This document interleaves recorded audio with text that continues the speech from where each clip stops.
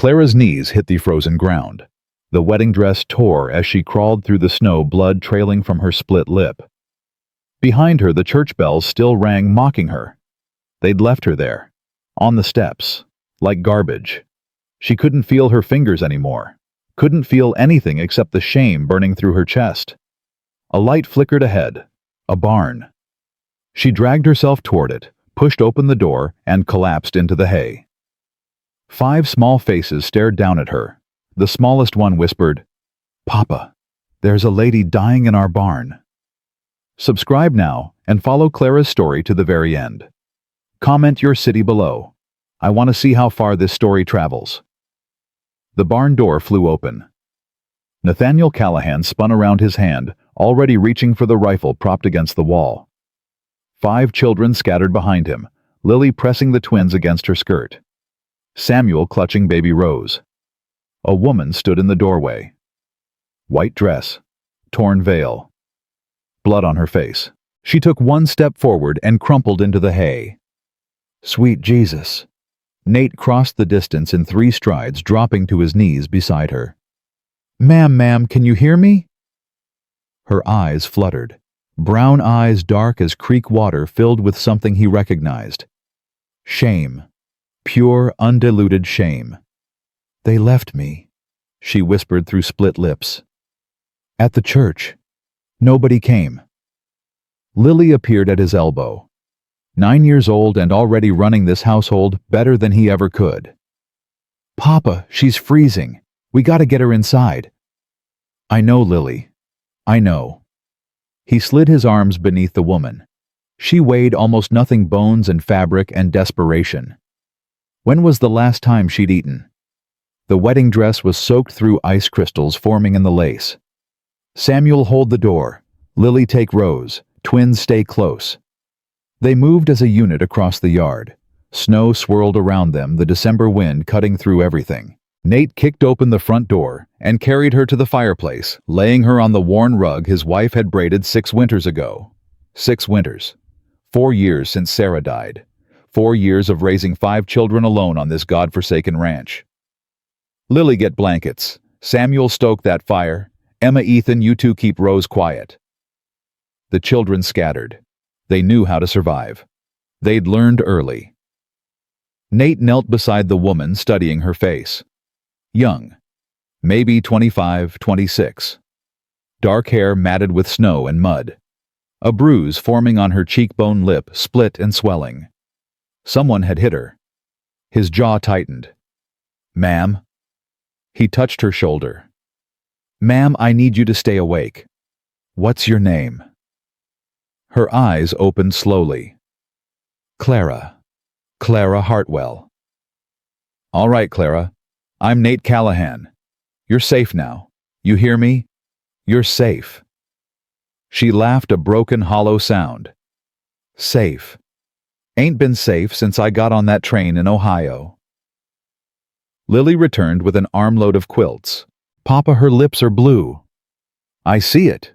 He wrapped the blankets around Clara, his hands steady, even though something inside him was shaking. He hadn't touched a woman in 4 years. Hadn't allowed himself to get this close to anyone. The walls he'd built around his heart were thick for a reason. "The dress," Lily said quietly. "It's soaked through. She'll catch her death." Nate's face reddened. "Lily." "I'll do it, Papa. Take the boys to the kitchen." 9 years old and already more practical than most grown women. Nate gathered Samuel and the twins, herding them toward the kitchen, while Lily helped Clara out of the ruined wedding gown. He could hear them through the thin walls, Clara's weak protests, Lily's gentle insistence. "It's just a dress, ma'am. Ain't worth dying over." "It was supposed to be..." Clara's voice broke. "It was supposed to be the most important dress of my life." "Well, it ain't anymore. Here, put this on. It was my mama's." Silence. Then so quiet, Nate almost missed it. "Thank you." When Lily called them back, Clara was wrapped in Sarah's old wool dress, her dark hair loose around her shoulders. She looked small, fragile. Nothing like the wild-eyed apparition who'd stumbled through his barn door. Samuel tugged Nate's sleeve. "Papa, is she gonna die like Mama?" The question hit him like a fist to the chest. "No, son, she ain't gonna die." "Promise." Nate looked at Clara. Her eyes met his, brown and broken, and somehow still fighting. "Yeah," he said slowly. "I promise." Clara woke to warmth. Real warmth, not the false heat that comes before freezing to death. She was lying on a rug wrapped in quilts that smelled like cedar, and something else. Something that made her chest ache. Home. They smelled like home.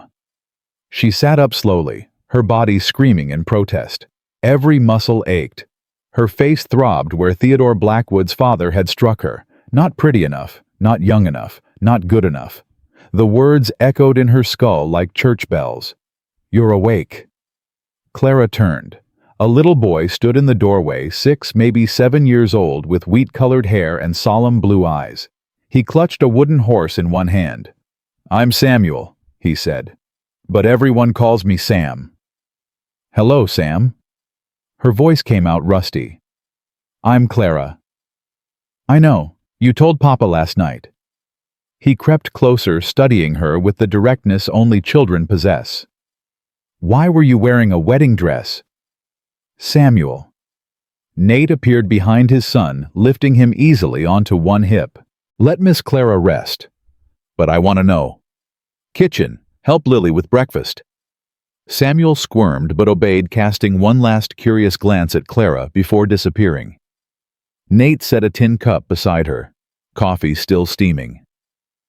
"How you feeling?" "Like I got run over by a stagecoach." "You looked like it too." Despite everything, Clara almost smiled. Almost. She took the coffee, wrapping her hands around the warmth. "Thank you. For last night. For letting me stay." Nate pulled a chair across from her and sat heavily. Up close she could see the lines around his eyes, the silver threading through his dark hair.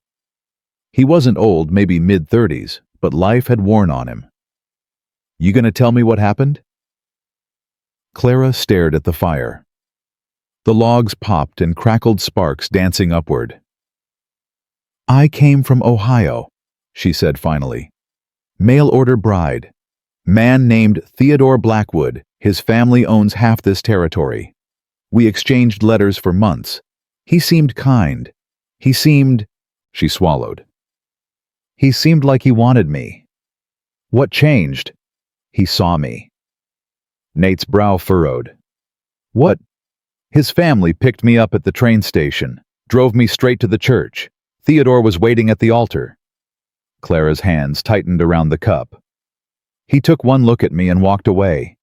His father told me I wasn't what they expected. Said the photograph I sent must have been doctored." "Was it?" "No."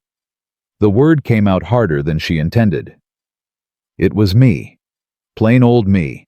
Just not pretty enough for Theodore Blackwood, I suppose." Nate was quiet for a long moment. Then, "His father hit you." It wasn't a question. Clara touched her cheekbone, wincing. "When I tried to argue, tried to say there must be some mistake, he grabbed my arm, shoved me down the church steps, told me to find my own way back to wherever I came from. And nobody stopped him. Nobody even looked at me." Silence settled between them. The fire crackled. Somewhere in the kitchen, children's voices rose and fell. "That bruise on your face," Nate said quietly. "That ain't from falling down steps." Clara met his eyes. She didn't know why she told him the truth. Maybe because he was a stranger. Maybe because after everything she had nothing left to lose. "Theodore's father backhanded me when I started crying. Called me a fraud and a whore." Nate's jaw went tight. Something dark flickered in his gray eyes. "Judge Blackwood. You know him?" "Everyone in Cedar Hollow knows him. Owns most of the land, most of the businesses. Thinks he owns the people too." Nate's hands curled into fists on his knees. "I'm sorry, Miss Clara. That ain't how folks should be treated. Not by anyone." "Clara, She said it without thinking. Just Clara. I ain't a miss anything anymore. All right, Clara. He stood, moving toward the window. Storm's still coming down hard. Roads won't be passable for days. I can leave. Where? He turned to face her. You got money, family, anywhere to go. She didn't answer. They both knew she didn't. You'll stay here until the storm breaks. After that, he ran a hand through his hair. We'll figure something out. I won't be Charity. Didn't offer you charity. His voice was gruff. I got 5 children, 100 head of horses, and no help. You want to stay, you work. Fair trade. Clara studied him, this weathered rancher with tired eyes and a house full of motherless children. He wasn't offering her pity. He was offering her something far more valuable. Dignity. Fair trade, she repeated. Nate nodded once and headed for the kitchen, pausing at the doorway. Breakfast in 10 minutes. Lily makes biscuits that could break teeth, but the gravy's decent. Mr. Callahan. Nate. Nate. She hesitated. Why are you helping me? You don't know me. I could be anyone. He looked at her for a long moment. Something passed across his face. Pain, maybe. Memory. I know what it's like to be left behind, he said finally. I know what it's like when the world decides you ain't worth saving. Then he was gone, his boots heavy on the wooden floor. Clara sat alone by the fire, the tin cup cooling in her hands. She didn't cry. She'd used up all her tears on that church steps on the long, frozen walk to this barn. But something shifted in her chest, something small and fragile, something that felt dangerously like hope. The children surrounded Clara at breakfast like a pack of curious wolves. Lily, 9 years old and sharp as a new blade, served biscuits with practiced efficiency. The twins Emma and Ethan were 7, with matching dark curls and mischievous eyes. Samuel sat beside Clara, his wooden horse positioned on the table like a guardian. And in Lily's arms, baby Rose, barely 18 months old, watched Clara with wide, solemn eyes. How come you were in a wedding dress? Ethan asked around a mouthful of biscuit. Don't talk with your mouth full, Lily said automatically. But I want to know. Me too, Emma chimed in. Were you getting married? Where's your husband? There ain't no husband, Clara said quietly. He changed his mind. Silence fell over the table. Even the twins stopped chewing. That's mean, Samuel said finally. Why would he do that? Sometimes people just change their mind. Did you do something wrong? Lily asked. Her voice wasn't accusatory, just curious the way children are before they learn to judge. No. Clara met the girl's eyes. I didn't do anything wrong. I just wasn't what he wanted. Lily considered this, then nodded slowly. His loss. The statement was so matter-of-fact, so absolute, that Clara felt her throat tighten. Eat your breakfast, Nate said from the head of the table, but Clara caught the slight softening around his eyes. Pride, maybe, in his daughter's quiet kindness. Miss Clara, Samuel tugged her sleeve. Can you braid hair? Lily does our hair, but she says hers is too hard to reach. Samuel, Lily started. I can braid hair, Clara said. My mama taught me. I can do all kinds of braids. Samuel beamed. See, Lily. She can help you. Lily's face flickered wariness and longing battling beneath the surface. You don't have to. I want to. Clara surprised herself with how much she meant it. After breakfast, if that's all right. Nate stood gathering plates. Storm won't let up for a while. Plenty of time for braiding. He paused by Clara's chair. When you're feeling up to it, I could use help in the barn. Horses need tending, storm or no storm. I can work now. After breakfast, and after you get some more rest. His tone left no room for argument.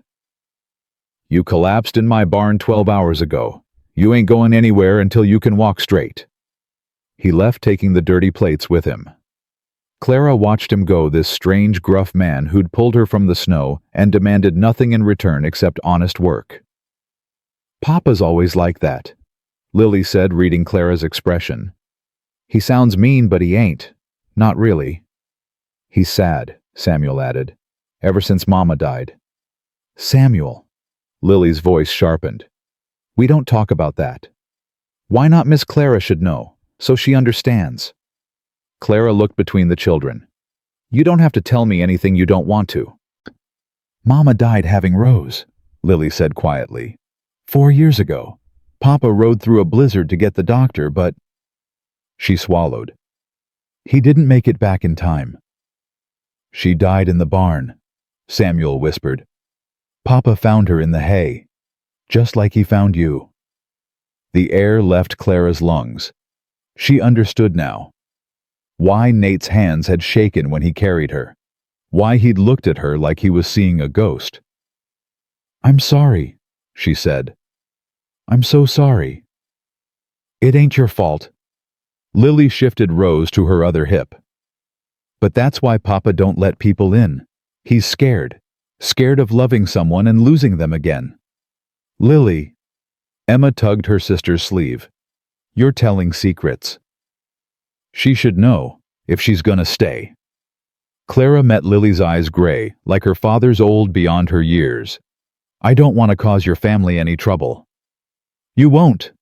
Lily's chin lifted. "Papa's been frozen since Mama died. Maybe you can help thaw him out." Before Clara could respond, the front door banged open. Nate stood in the doorway, snow swirling behind him. "Storm's getting worse. I need to check the horses." His eyes found Clara. "You up for it?" She was exhausted. Her body ached. Her face throbbed. "Yes," she said anyway. "I'm up for it." The barn was cold but sheltered from the wind. Nate moved between stalls, checking each horse with practiced efficiency while Clara followed, learning the routine.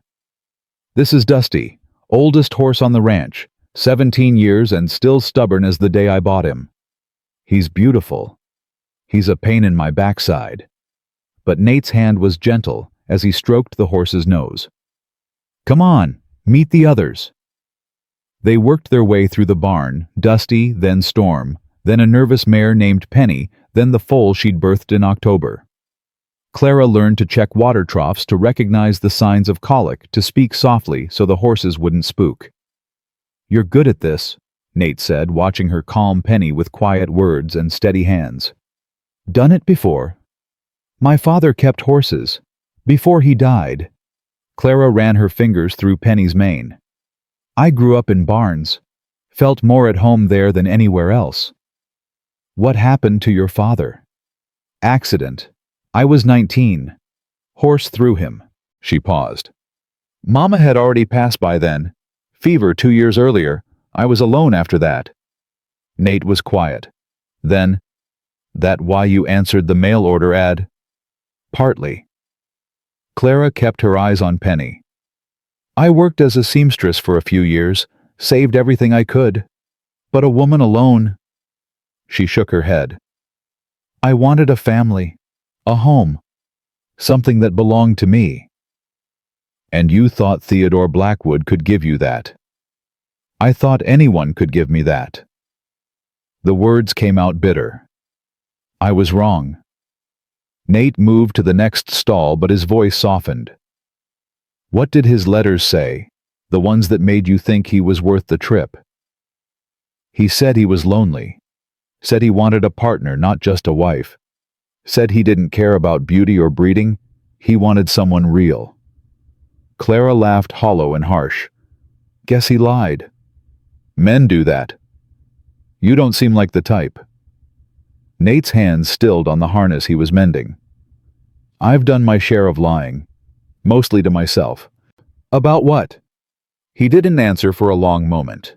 The wind howled outside, rattling the barn doors. A horse whinnied nervously.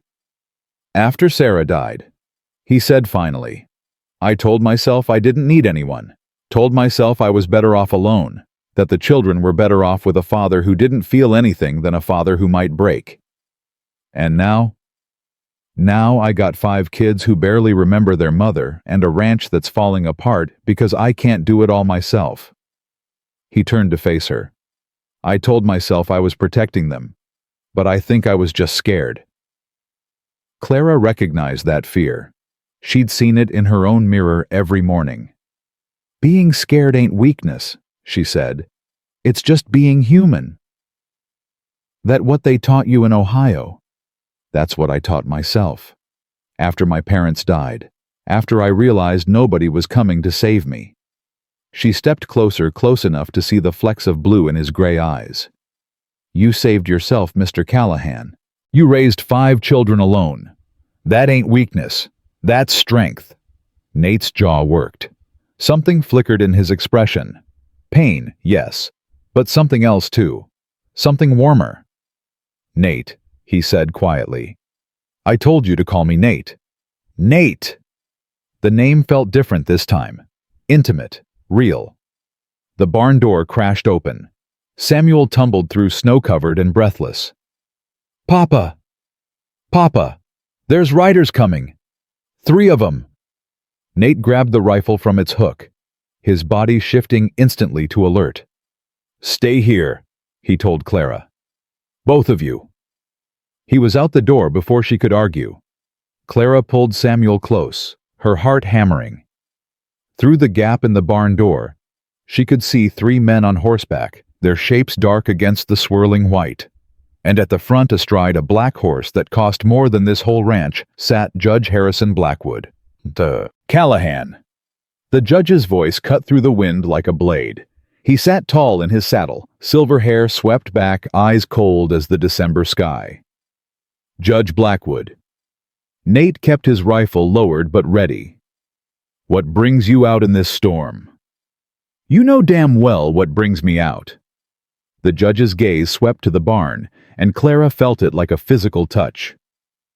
Word is, you've taken in a certain woman. The one my son had the good sense to reject. Word travels fast.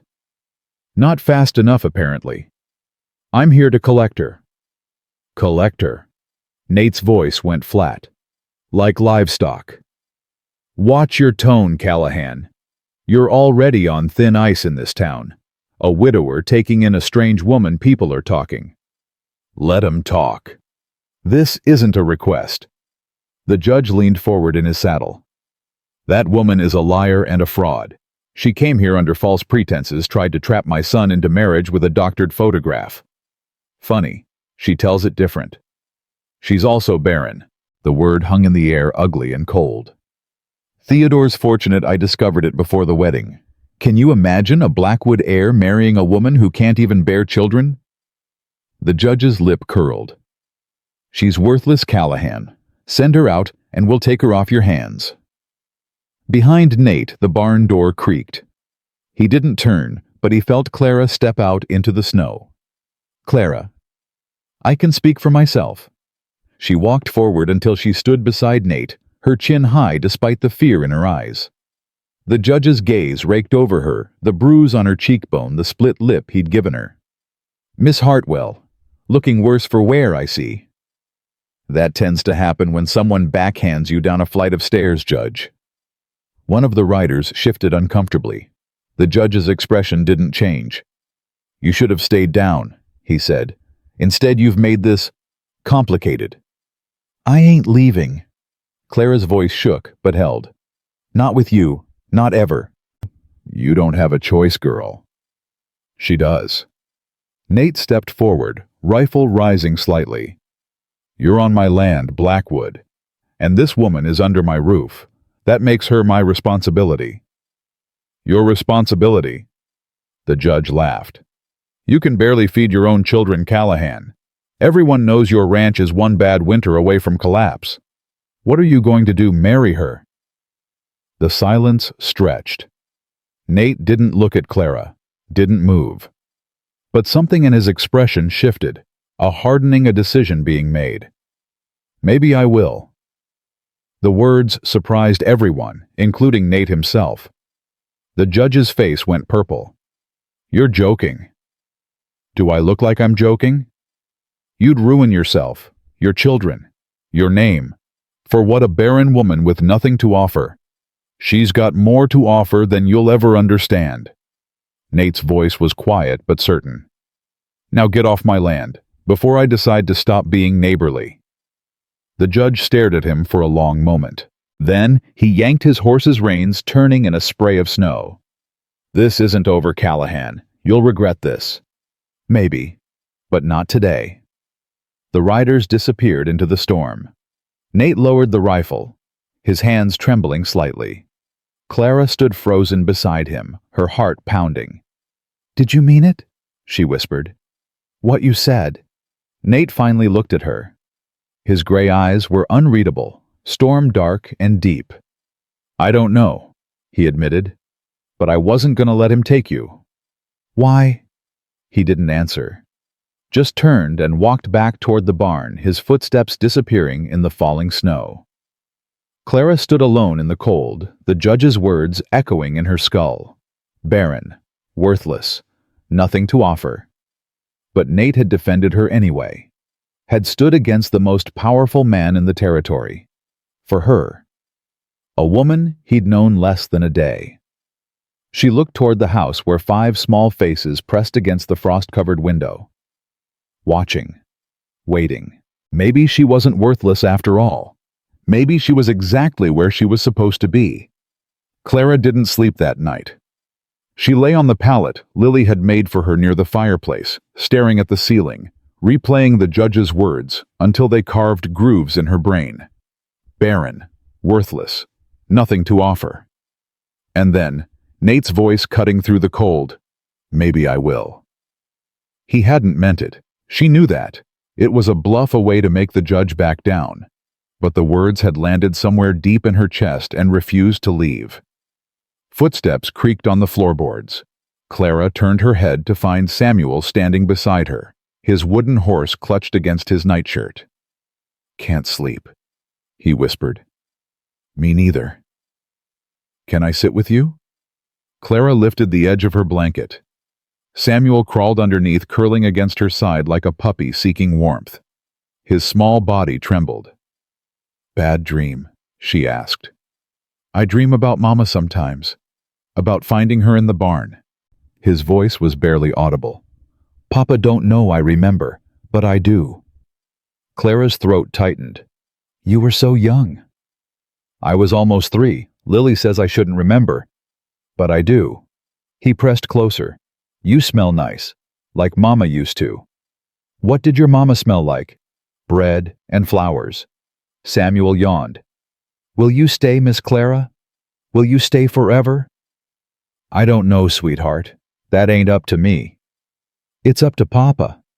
"Yes. He wants you to stay. I can tell."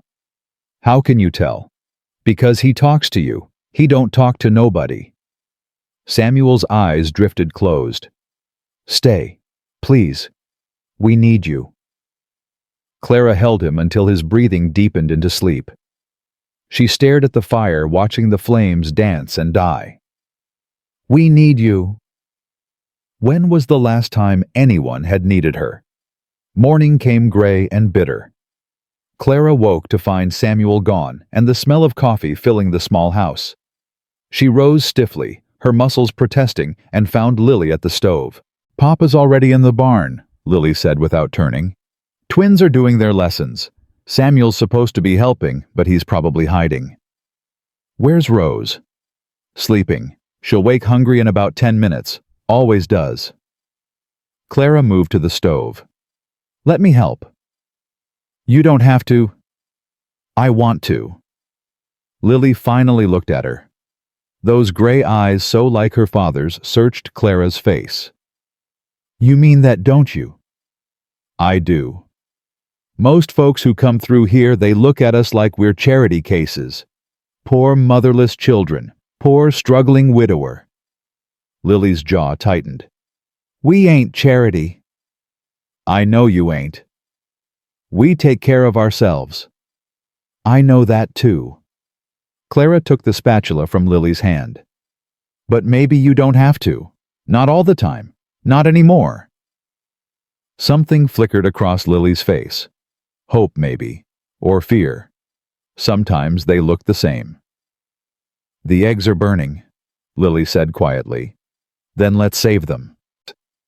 They worked side by side in silence, but the silence felt different now. Less like a wall and more like a bridge. After breakfast, Clara bundled herself in Sarah's old coat and headed for the barn. She found Nate mucking out stalls, his movements sharp and efficient. "Thought I told you to rest," he said, without looking up. "I rested. Now I'm working." Stubborn woman. Stubborn man.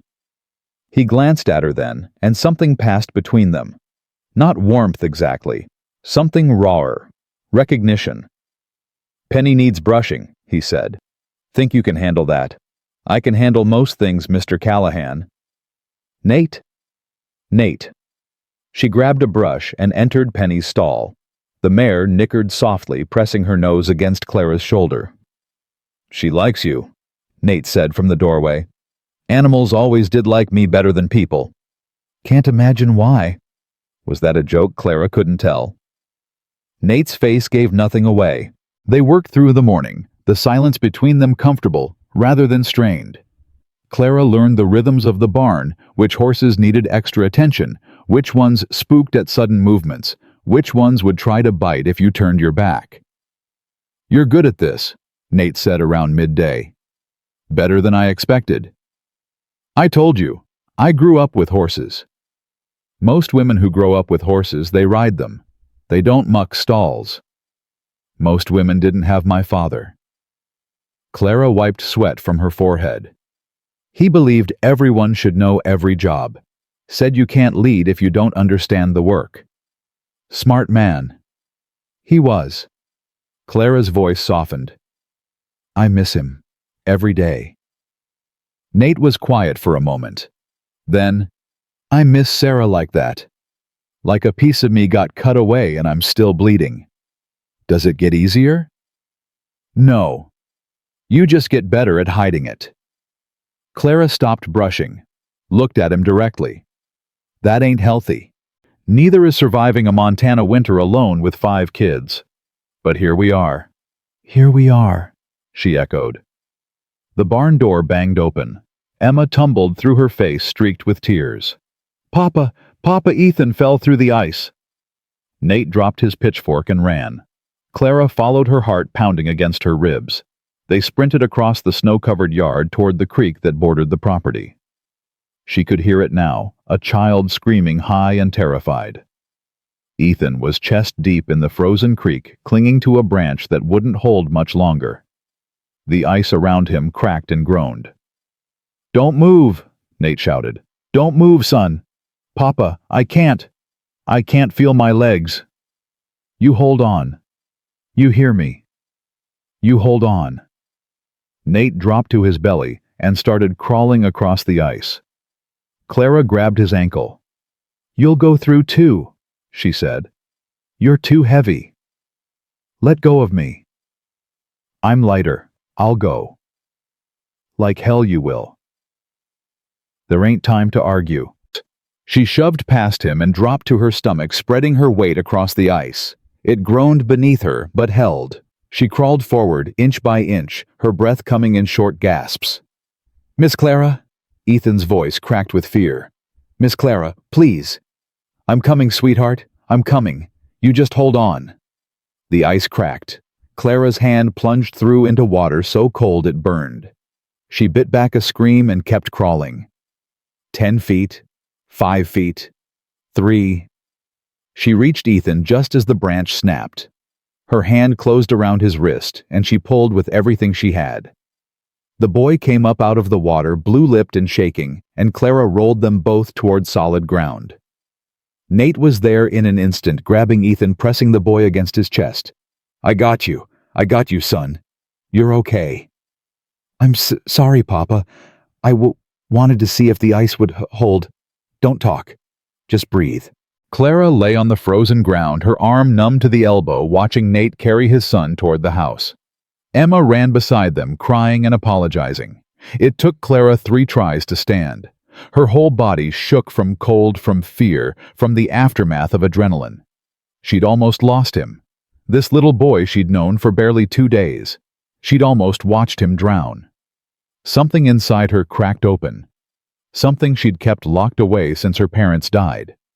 She wasn't just passing through anymore. She couldn't be. These children needed her, and she needed them. Inside the house, chaos reigned.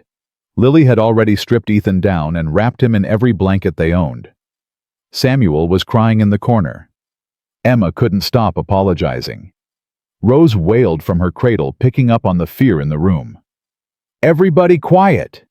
Nate's voice cut through the noise. "Lily, get the kettle on. Samuel, stop crying and help your sister with Rose. Emma, you sit down and catch your breath." The children obeyed instantly. Nate knelt beside Ethan, rubbing the boy's arms and legs to get the blood flowing. Clara moved to the kettle, her frozen hand screaming in protest. She didn't care. There was work to do. "You're hurt." She turned. Nate stood behind her, his eyes on her arm. "It's nothing." "Let me see." "The children are fine. Let me see." He took her hand gently, turning it over. The skin was red and raw, already starting to blister. "This ain't nothing," he said quietly. "It'll heal. You could have lost fingers. You could have gone through the ice yourself. But I didn't." "Why?" His voice was rough. "Why risk yourself for my boy?" Clara met his eyes. "Because he's a child. Because he was scared. Because nobody should die alone in the cold. You barely know us." "I know enough." Nate stared at her for a long moment. Then he did something that surprised them both. He raised her injured hand to his lips and pressed a kiss against her frozen fingers. "Thank you," he whispered. "Thank you for saving my son." Clara couldn't speak, couldn't breathe, could only stand there, her hand in his, feeling something shift between them that could never shift back. "Papa." They pulled apart. Lily stood in the doorway, her expression unreadable. "Ethan's asking for you." Nate nodded and moved past his daughter. But Lily didn't follow. She stayed watching Clara. "You saved him," Lily said. "Anyone would have—" "No, they wouldn't have." Lily crossed the kitchen and threw her arms around Clara's waist. "Thank you. Thank you for saving my brother." Clara held the girl close, her injured hand throbbing, her heart racing. "You're welcome, sweetheart. You're welcome." The days that followed blurred together. Clara's hand healed slowly, the blisters fading to pink scars that would mark her for life. But she didn't mind. Every time she looked at them, she remembered Ethan's face when she pulled him from the water. Remembered the way Nate had kissed her fingers. She threw herself into the work of the ranch, feeding horses, mending fences, helping Lily with the cooking and the younger children. She learned the rhythms of this household breakfast at dawn chores until noon lessons and the afternoon dinner by firelight. And slowly, impossibly, she became part of it. Samuel started climbing into her lap during evening reading time. Emma asked her to braid her hair like Lily's. Ethan followed her around the barn, asking endless questions about horses and Ohio, and whether she'd ever seen a real train. Even Rose, who'd been shy at first, started reaching for Clara when she cried, but it was Lily who surprised her most. "Can you teach me to sew?" the girl asked one evening, watching Clara mend a tear in Samuel's shirt. "You don't know how—" "Mama was going to teach me, but then—" Lily swallowed. Then she wasn't. Clara patted the seat beside her. "Come here." She taught Lily the basics, threading a needle, making small, even stitches, tying off the thread. The girl learned fast, her small fingers nimble and sure. "You're a natural," Clara said. "Mama was good at sewing. Maybe I got it from her." "I'm sure you did." Lily was quiet for a moment, focused on her stitches. Then, "Do you think Mama would have liked you?" Clara's needle stilled. "I don't know. I hope so." "I think she would have." Lily looked up, her gray eyes serious. I think she would have been glad Papa found someone. Your papa hasn't found anything. I'm just here for the winter. Are you? Clara didn't answer. Couldn't answer. Because the truth was, she didn't know anymore.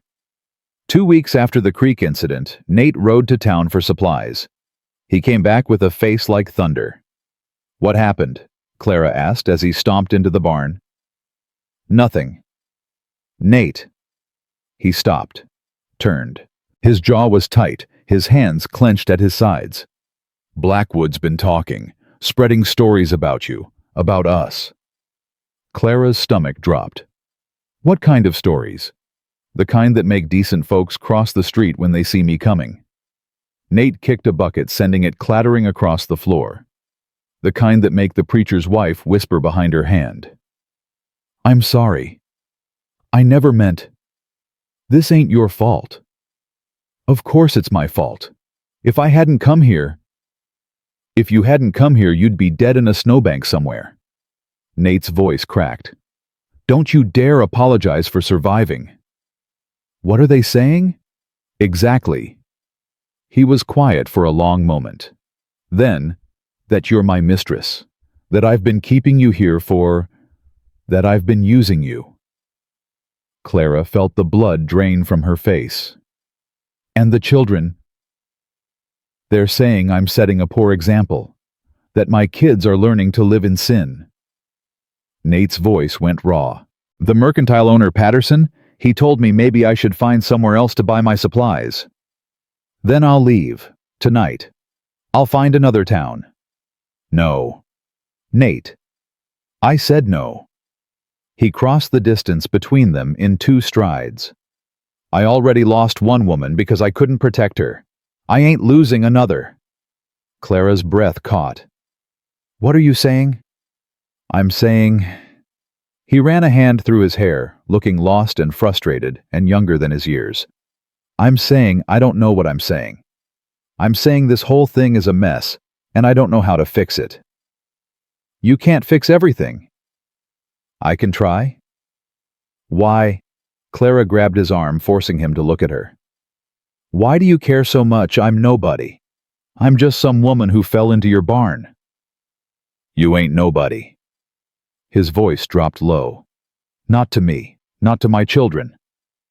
Nate. I know it's too soon. I know we barely know each other. I know everything about this is wrong and complicated and probably going to end in disaster. He cupped her face in his hands, rough calluses gentle against her cheeks. But when I saw you crawling across that ice for my boy, when I watched you hold my daughter while she cried, something in me woke up Clara. Something I thought died with Sarah. Don't say things you don't mean. I ain't said a thing I don't mean in my entire life. His thumbs traced her cheekbones. Stay. Not just for the winter. Stay. The town. Damn the town. Your children. Love you already. Any fool can see that. I can't give you more children. The words tore out of her ugly and desperate. I'm barren, remember I'm worthless. Stop. His voice was fierce. Don't you ever use that word again. You hear me? I got 5 children, Clara. 5. I don't need more. I need someone to help me raise the ones I got. Tears spilled down Clara's cheeks. You don't understand. I'm broken. I'm perfect. He kissed her forehead. You're perfect. I'm not. To me you are. He kissed her then, soft and slow and full of promise. Clara's hands fisted in his shirt, pulling him closer, tasting salt and coffee, and something that felt terrifyingly like hope. When they finally pulled apart, both breathing hard, Nate rested his forehead against hers. I ain't asking you to marry me today, he said. I'm asking you to consider it, to think about what we could be if we gave this a chance.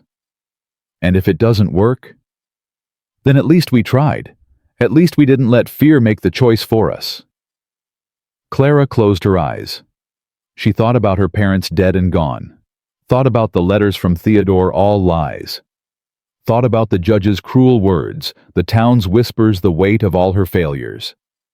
And then she thought about Samuel crawling into her lap, Emma's braids, Ethan's endless questions, Lily's fierce loyalty, Rose's tiny fingers wrapped around her own. She thought about Nate, this stubborn, broken, beautiful man who'd pulled her from the snow and given her a reason to live.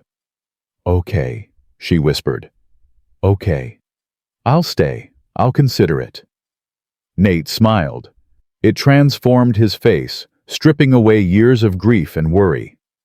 For one moment, Clara saw the man he must have been, before young, hopeful, unbroken. "That's all I'm asking. But we have to be careful. The children will be fine. Better than fine." He kissed her again, quick and fierce. "We're gonna figure this out, Clara. Together. Together." The word wrapped around her like a blanket. Maybe for the first time in her life, she didn't have to be alone. The next Sunday, Nate loaded the entire family into the wagon and drove to church. "You sure about this?" Clara asked, her hands twisting in her lap. "Nope, but we're doing it anyway." The church fell silent when they walked in. Every head turned. Every eye stared. Clara felt the weight of their judgment pressing down on her like a physical force. But Nate's hand was steady on the small of her back. And when she looked down, she saw 5 small figures arranged around her like soldiers. Lily on her left chin, high, daring anyone to say a word. The twins flanking their sister faces, set with determination. Samuel clutching Clara's skirt. Even Rose, perched on Lily's hip, seemed to glare at the congregation. "We're together," Lily whispered. "Don't forget that." They walked to an empty pew and sat down. The silence stretched. Then Mrs. Patterson, the mercantile owner's wife, leaned across the aisle. "Some nerve you've got bringing that woman here." "I beg your pardon?" Nate's voice was dangerously quiet. "You heard me. It ain't right. It ain't Christian. That woman's been spreading her legs." "Finish that sentence." Nate stood slowly. "Go on. Finish it." Mrs. Patterson's face went red, but she pressed on. "Everyone knows what kind of woman she is. Everyone knows what you've been—" "What I've been doing," Nate interrupted, "is raising my children. What she's been doing is helping me. She saved my son's life last week, pulled him out of the creek when he fell through the ice. She's got scars on her hand to prove it." The congregation murmured. A few heads turned toward Clara's, hands folded in her lap. "That don't change what she is," Mrs. Patterson insisted. "A woman who travels alone, who stays in a man's house without a chaperone." "Enough." The voice came from the back of the church. Everyone turned. An elderly woman stood in the doorway. White hair, weathered face, eyes sharp as flint.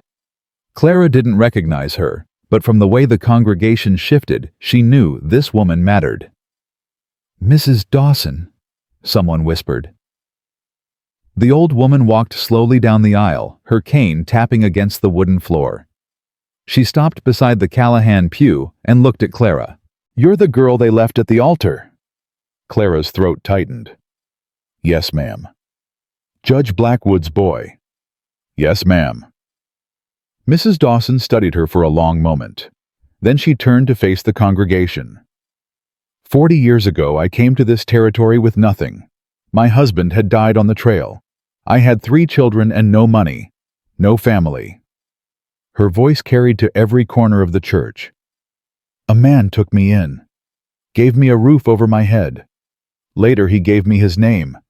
We were married 53 years before he passed." She looked at Mrs. Patterson with contempt. "That man was my late husband, Robert Dawson, the founder of this church." Her cane struck the floor. "And if any of you had dared speak to me the way you've been speaking to this young woman, Robert would have run you out of town himself." The silence was absolute. "Charity is not a sin," Mrs. Dawson continued. "Compassion is not a sin. A man providing shelter to a woman in need is not a sin." She turned to Clara, who, "What's your name, child?" "Clara. Clara Hartwell." "Well, Clara Hartwell, you're welcome in this church. You're welcome in this town." She shot a look at the congregation. "And anyone who disagrees can take it up with me." No one moved. No one spoke. Mrs. Dawson settled into the pew beside Clara. There. Now can we get on with the service? I didn't walk all this way to listen to gossip. Clara felt a hand slip into hers, Samuel pressing close. I like her, he whispered loudly. Despite everything, Clara smiled. After the service, the congregation dispersed in small groups, shooting glances at Clara and the Callahans. Some were hostile, some were curious. But no one approached them, not with Mrs. Dawson standing guard like an elderly sentinel. Thank you, Clara said to the old woman. You didn't have to do that. Course I did. Someone had to. Mrs. Dawson patted her arm. Judge Blackwood's been running this town too long. About time someone reminded folks he ain't God. Why help me? You don't know me.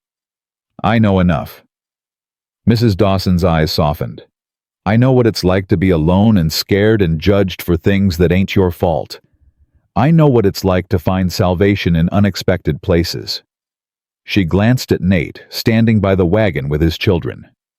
And I know love when I see it. It's not we haven't.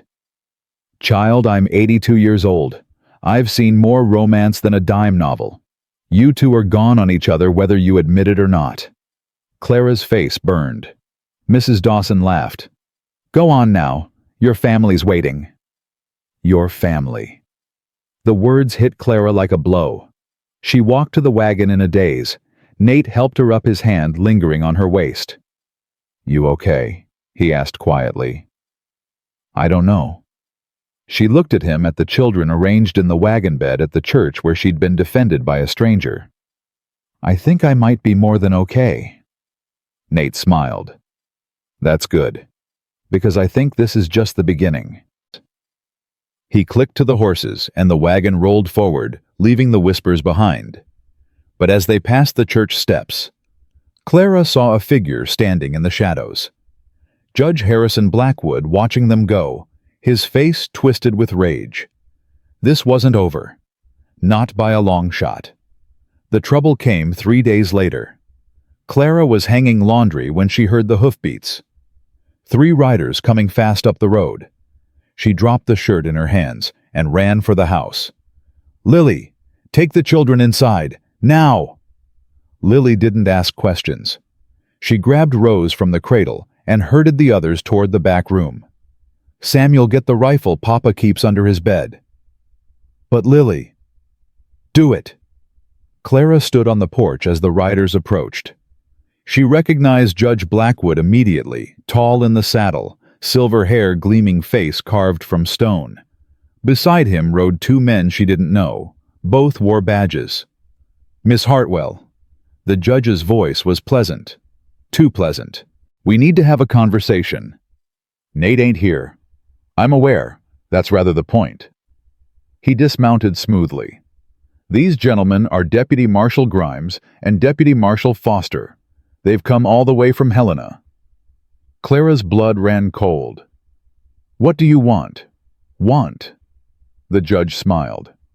I want justice, Miss Hartwell. You came to this territory under false pretenses. You engaged in fraud, and now you're living in sin with a man whose reputation you've destroyed. I ain't done nothing wrong. The law might disagree. One of the deputies stepped forward. Ma'am, we've received a complaint alleging mail fraud, theft of services, and moral corruption of minors. That's absurd. Is it? The judge's smile widened. You accepted money from my son for travel expenses. You promised to fulfill a marriage contract. When you failed to deliver on that promise, you kept the money and took up residence with another man. He spread his hands. Sounds like fraud to me. Your son rejected me. He took one look at me and walked away. That's not what Theodore says. Clara's hands trembled. Then Theodore's a liar. The judge's pleasant mask slipped. Just for a moment, just long enough for Clara to see the venom beneath. Watch yourself, girl. You're in enough trouble already. The front door opened. Lily stepped onto the porch. Samuel's rifle clutched in her small hands. Get off our property. Lily, no. Clara started. You heard me. The girl's voice shook, but the rifle stayed level. This is our land. You ain't welcome here. The judge laughed. How precious. The motherless brat thinks she's a gunfighter. Call me that again. Lily. Clara moved between the girl and the men. Put the rifle down. But Clara... Now, please. Slowly, reluctantly, Lily lowered the weapon. But she didn't retreat. The judge turned back to Clara. You have two choices, Miss Hartwell. Come with us voluntarily and face the charges in Helena, or resist and add obstruction to your crimes. She ain't going nowhere. Everyone turned. Nate stood at the corner of the house, his own rifle aimed at the judge's chest. Get off my land, Blackwood. Mr. Callahan, finally the man of the hour. I ain't gonna ask again. The judge sighed. This is unfortunate. I was hoping we could handle this civilly. He gestured to his deputies. Arrest him. On what charge? Nate's voice was deadly calm. Harboring a fugitive, intimidating officers of the law. Take your pick. She ain't a fugitive. She ain't nothing but a woman your son threw away like garbage. My son made a wise decision. This creature is Baron Callahan. Worthless. She can't give you children. I got 5 children. I don't need more. Then you're as much a fool as she is. The deputies moved toward Nate. He swung the rifle toward them. Take another step. Papa, don't... Lily's voice cracked. Clara grabbed Nate's arm.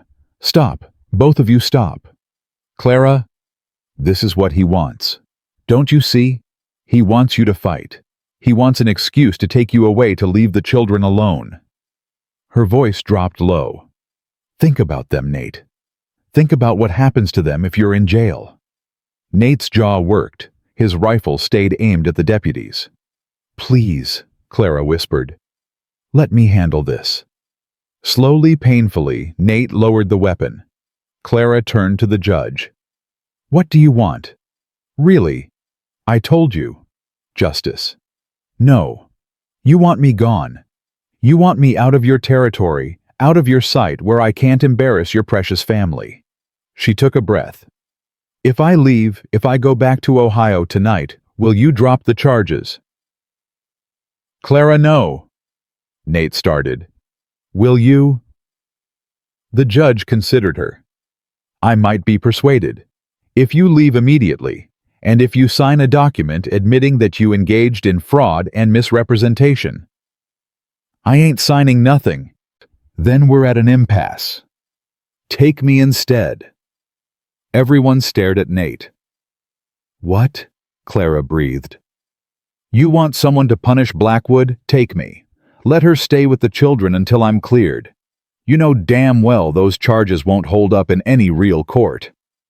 Interesting proposal. The judge stroked his chin. But I'm afraid it doesn't serve my purposes. And what are your purposes? To protect my family's name. To ensure that trash like Miss Hartwell doesn't pollute our community. The judge's eyes glittered.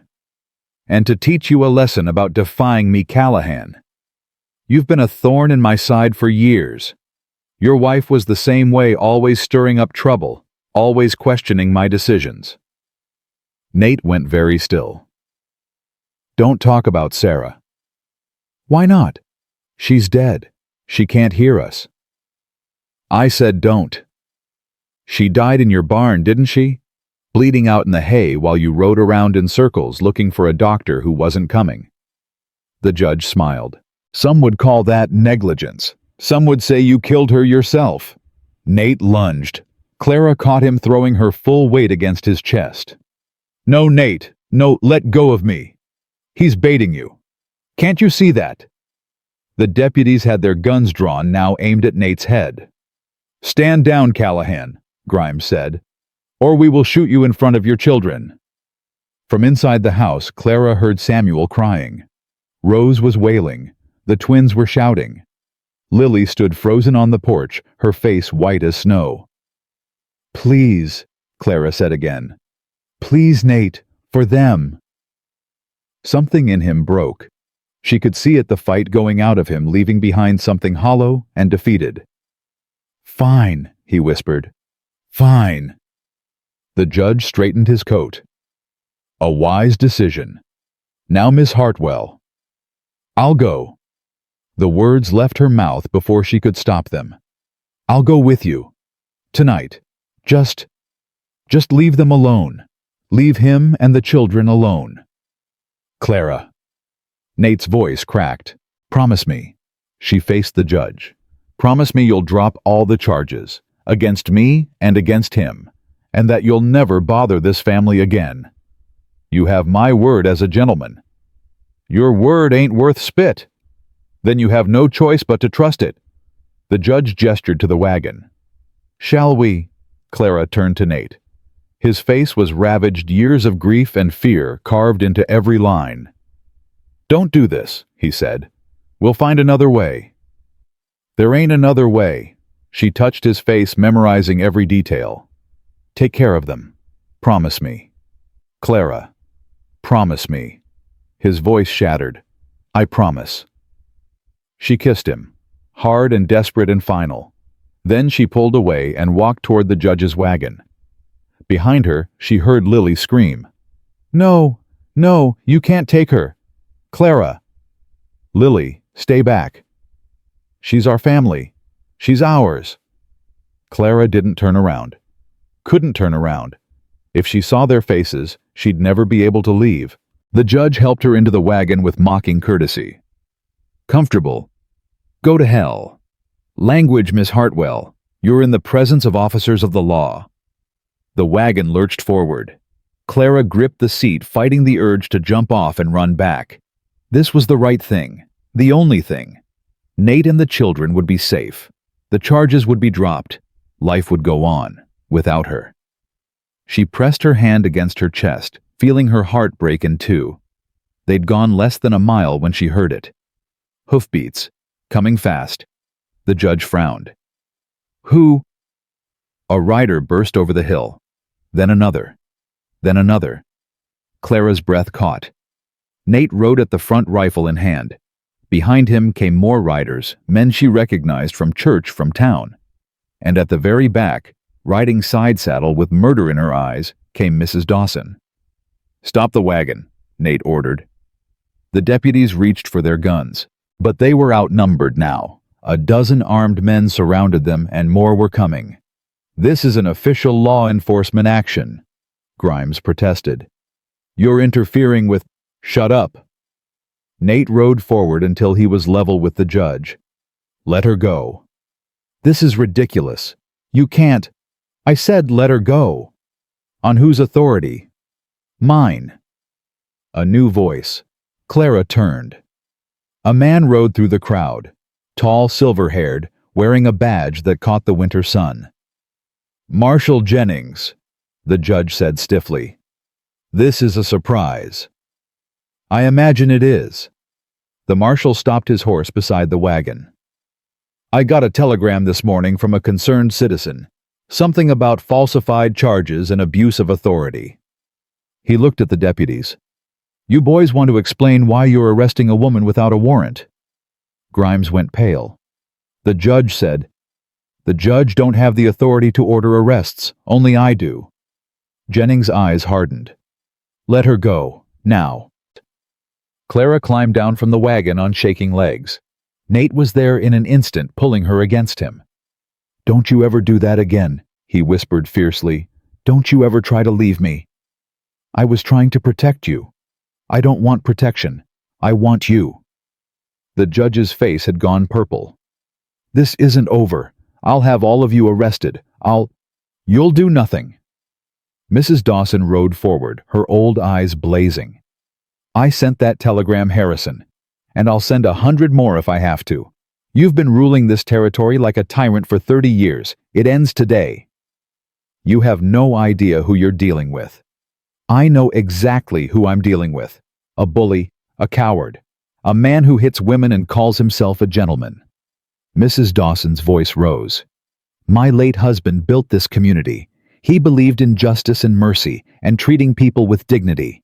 You've made a mockery of everything he stood for." The crowd murmured agreement. Clara saw faces she recognized: the blacksmith, the preacher, even Mrs. Patterson, who wouldn't meet her eyes. This woman, Mrs. Dawson continued, pointing at Clara, has done nothing wrong. She came here looking for a home. She found one, and she's going to keep it. She glared at the judge. Unless you want to argue with me, in which case I'll remind you that I own the land your bank sits on, and I can call in that lease any time I like. The judge's face contorted. For a long moment, Clara thought he might actually attack the old woman. Then something in him collapsed. "This isn't over," he hissed, but his voice had lost its power. "Yes, it is." Nate stepped forward. "You're going to ride away from here. You're going to drop every charge you filed, and you're never going to come near my family again. Or what? Or I'll kill you myself, and not a person here will say different." The crowd pressed closer. The judge looked around, seeing his support evaporate like morning frost. "Deputies," he said finally, "we're leaving." He mounted his horse and rode away without looking back. The deputies followed, faces burning with shame. Clara sagged against Nate. "It's over. It's over. I thought I'd never see you again. I wasn't gonna let that happen." He tilted her face up. "I told you. We're in this together. All of us. Papa." The children burst through the crowd. Samuel reached them first, throwing himself at Clara's legs. Then Lily with Rose in her arms. Then the twins crying and laughing at once. "You came back," Emma sobbed. "You came back. I'll always come back." Clara pulled them all close. "I'll always come back for you." The crowd began to disperse. Mrs. Dawson rode up beside them, her old face creased with satisfaction. "Well, that was exciting." "Thank you," Clara said. "I don't know how to repay you. Invite me to the wedding." Mrs. Dawson's eyes twinkled. "That'll be payment enough." She rode off before Clara could respond. Wedding. Lily looked between Clara and her father. What wedding? Nate's ears went red. "We'll talk about it later." "But Papa..." "Later, Lily." The ride home was quiet. Clara sat in the wagon with the children pressed around her. None of them would let go of her. Samuel clung to her left arm, Emma to her right. Ethan sprawled across her lap, and Lily sat so close their shoulders touched. Rose slept peacefully through it all. When they reached the ranch, Nate lifted Clara down from the wagon. His hands lingered on her waist. "I meant what I said, about not letting you go." "I know. I mean it about more than just today." Clara's heart stuttered. "What are you saying?" "I'm saying..." He took a breath. "I'm saying I've been frozen for 4 years. I told myself it was for the children, but that was a lie. I was just scared. Scared of losing someone again. Scared of feeling anything at all." "Nate, let me finish." He cupped her face in his work-roughened hands. "You woke me up, Clara. You showed me that living frozen ain't really living. You gave me back my children, not just their bodies, but their hearts, their laughter." His voice cracked. "You gave me back myself." Tears streamed down Clara's face. "I'm still barren. I still can't give you..." "You give me everything." He kissed her forehead, her cheeks, her lips. "You give me more than I ever thought I'd have again." "Papa's gonna marry Miss Clara," Samuel shouted from the porch. "Samuel, hush," Lily started. "But he is. Look at them." Clara laughed through her tears. He hasn't asked." "Then I'm asking." Nate dropped to one knee in the frozen mud. "Clara Hartwell, will you marry me? Will you be my wife and their mother and part of this family forever?" The children went silent. Even Rose stopped fussing. Clara looked down at this man, weathered, scarred, broken, in ways she was only beginning to understand. A man who'd lost everything and learned to survive. A man who'd opened his home to a stranger and found love where he least expected it. "Yes," she whispered. Nate's face transformed. Joy broke through the grief like sunlight through clouds. "Yes," he repeated. "Yes." 1,000 times yes. He swept her into his arms and kissed her, while the children cheered. That night, after the children were asleep, Clara and Nate sat by the fire. Her head rested on his shoulder. His arm wrapped around her waist. "I still can't believe you came after me," she said softly. "I'd come after you anywhere. To the ends of the earth if I had to." "How did you get all those people to help?" "I didn't. Mrs. Dawson did." Nate shook his head. She'd been watching the judge for years, waiting for him to slip up. "When I told her what happened, she rode through town like a woman half her age, knocking on doors and calling in favors. She barely knows me. She knows enough. She knows what it's like to be judged and found wanting." Nate pulled her closer. "This town ain't perfect, but there's more good people than bad. They just needed someone to remind them. And the marshal. Mrs. Dawson's nephew, apparently. She'd already telegraphed him before I even got to town." Clara laughed. "That old woman's more dangerous than the judge ever was." "Don't let her hear you say that. She'll take it as a compliment." They sat in comfortable silence, watching the flames dance. "What happens now?" Clara asked. "Now we live. We raise our children. We build something that lasts." Nate kissed the top of her head. "And we never let fear make us small." "Never let fear make us small," Clara repeated. "I like that." Sarah used to say it, the night before she died. His voice went rough. "I forgot it for a long time. You helped me remember." "I wish I could have known her. She would have loved you. I know she would." Clara turned to look at him. "Do you really believe that I know it?" His eyes were soft. "She told me at the end, she told me not to close myself off. Told me the children would need a mother someday, and I'd need a partner. I didn't listen. Not for 4 years." "What changed?" "You fell into my barn." He smiled. "And you refused to stay down." Clara kissed him slow and sweet. "I love you," she whispered. "I love you too." He pulled her onto his lap, holding her like she might disappear. "More than I ever thought I could again." From the loft, a small voice drifted down. "Are you going to kiss all night because some of us are trying to sleep?" Lily's tone was exasperated, but Clara could hear the smile in it. "Go to sleep, Lily," Nate called back. "Hard to do with all that noise." "What noise? We're sitting quietly." "The happy noise. It's very loud." Clara buried her face in Nate's shoulder, laughing. "Sorry," she called up. "We'll try to be miserable." "Too late. Damage is done." A pause, then softer. "But I'm glad. I'm really glad."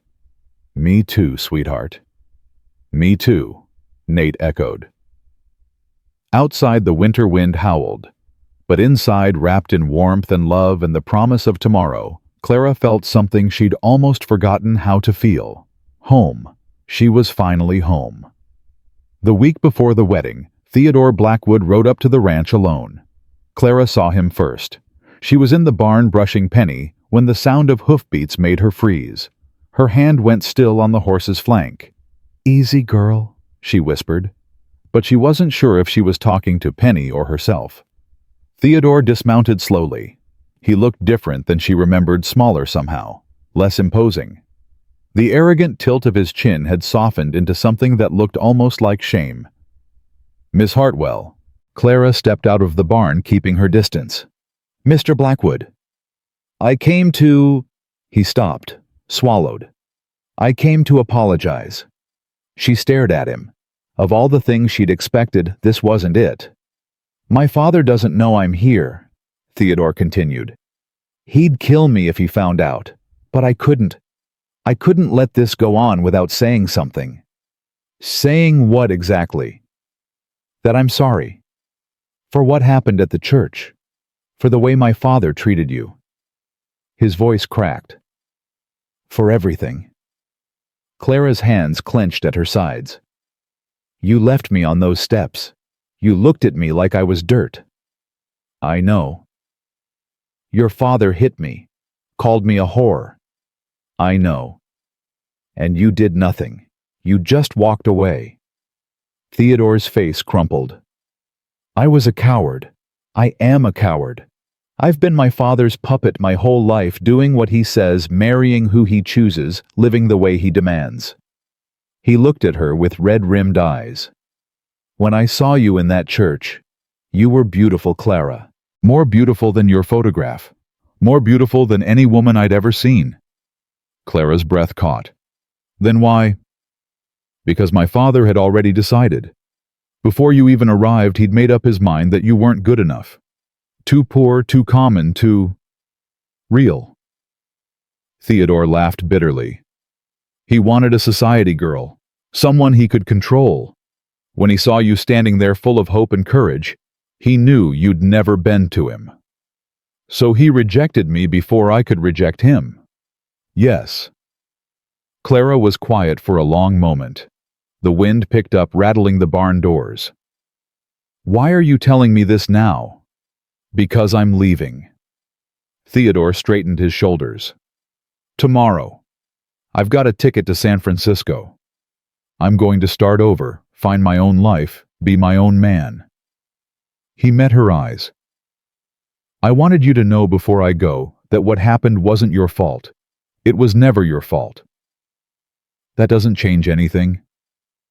No. But maybe it helps, a little. He turned toward his horse, then paused. The man you're marrying, Callahan, he's a good man, better than me, better than anyone in this territory. I know. You deserve to be happy, Clara. I hope you are. He mounted his horse and rode away without looking back. Clara stood in the yard watching him disappear over the hill. She didn't know what she felt, anger maybe. Relief. Something that might have been forgiveness trying to push through. Who was that? She turned. Nate stood on the porch, his face dark. Theodore Blackwood. Nate's jaw tightened. What did he want? To apologize. Apologize. The word came out flat. He leaves you for dead. His father tries to destroy you, and now he wants to apologize. He's leaving. Going to San Francisco. Good riddance. Clara walked to the porch and took Nate's hands. He told me something. Something I needed to hear. What's that? That what happened wasn't my fault. That his father rejected me because I was too strong to control. She squeezed his fingers. I think I always knew that, but hearing it from him, it helps. Nate's expression softened. You never needed his validation. No, but I'll take it anyway. She rose on tiptoe and kissed his cheek. Now come on, we've got a wedding to plan. The children threw themselves into the preparations with terrifying enthusiasm. Lily took charge of the decorations, ordering her siblings around like a tiny general. Samuel, those ribbons are crooked. Emma, stop eating the dried flowers. Ethan, if you bring one more frog into this house, I swear I'll... But I wanted to show Clara. She doesn't want to see your frog. Actually, Clara said, I'd love to see the frog. Ethan's face lit up. He thrust his hands toward her, revealing a small green creature blinking in confusion. His name's Hector. I found him by the creek. He's beautiful.